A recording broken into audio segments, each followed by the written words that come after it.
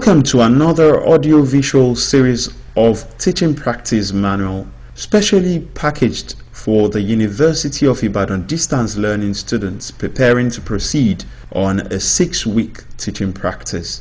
The title of this module is Punctuality during Teaching Practice Exercise, prepared by Dr. Maxwell Araromi from the Department of Teacher Education, University of Ibadan, Nigeria. Introduction. In this lecture, we shall be discussing punctuality during teaching practice. This is one of the professional ethics in the teaching profession. By now, you are expected to have chosen your school of practice. One of the factors you must have considered in choosing your school of practice is proximity.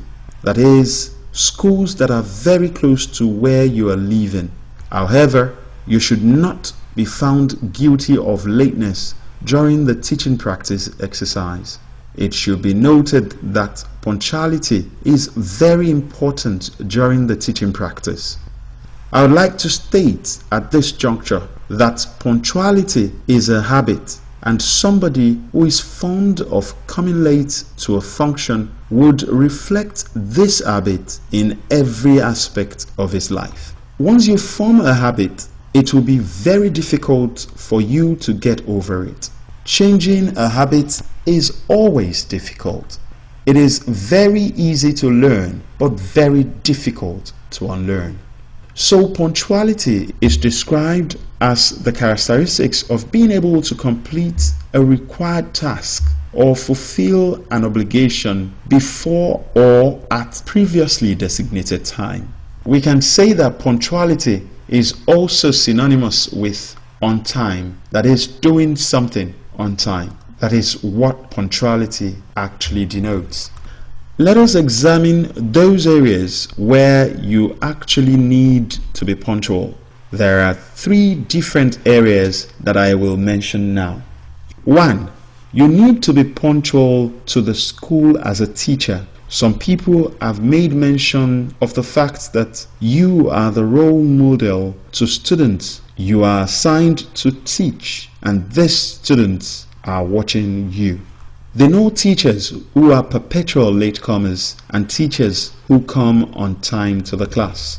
So you need to come to school at least 7 a.m. I would like to say that you should try and make it to your school of practice by 7 a.m. because you are still going to participate in some activities in the school, such as cross-checking the lesson notes, marking students' assignments, and revising the lessons. In certain instances, supervisors do come to schools to supervise students as early as 7 a.m., whereby they themselves will be on attendance on the assembly ground before the commencement of the daily activities.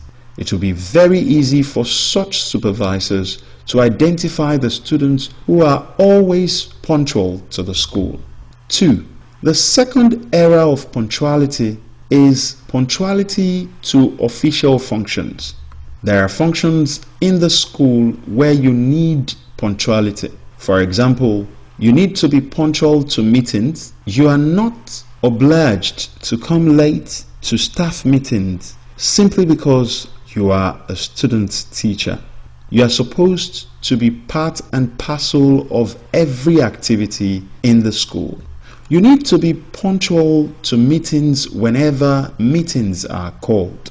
You are expected to be good ambassadors of the University of Ibadan because students from other institutions may also be found doing their teaching practice in your school of practice.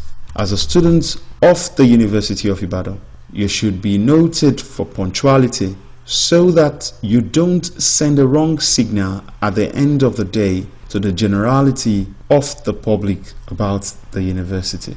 You need to come to meetings on time and also participate in other activities like literary and debating society, and also keep your appointment either with the principal or the vice principal, as the case may be. 3. The third area we need to be punctual is the classroom. This is very important and vary Germany to the teaching practice exercise. That is why you are on teaching practice. In the Western culture, 15 minutes lateness is permissible, but there are two areas where you don't have to be late. In the Western culture, you don't have to be late in keeping appointment with your doctor, and you don't have to be late in coming to school. You know that school lessons have been planned and spelled out on the school timetable. You have 8 periods in a day, and you cannot claim that because of your lateness to the class, you will now encroach into another person's time. I remember that in our days, a teacher would stand at the entrance of the class, waiting for another teacher who was teaching for him or her to come out. So that is why you don't need to come late to class. If you have a 40 minutes class, you must have prepared lesson notes and then assign or apportion time for every activity in the classroom. If you come late for a 40 minutes class, the teaching time will be reduced. Moreover, whatever you are able to teach within the time left may not be effectively taught.